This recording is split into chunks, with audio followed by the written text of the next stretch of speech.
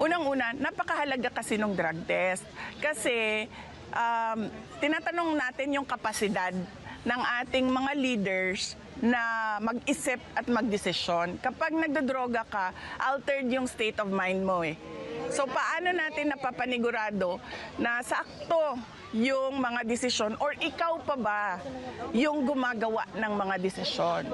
So napakahalaga talaga ng drug test kasi it goes into the competency of the person in office. Malamang papangit ka talaga pag adik ka kasi 'di ba ano 'yon, hindi ka kumakain ng maayos, hindi ka natutulog ng maayos at wala nang laman yung utak at tiyan mo niyan eh kasi 'di ba ano na lang 'yan, para kang zombie, para kang tulala lagi pag nagdodroga ka.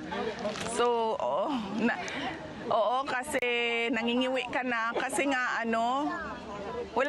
wala nang vitamins and nutrients yung katawan mo. Kaya totoo yan talaga. Papangit talaga yung mga adik, pangit talaga sila.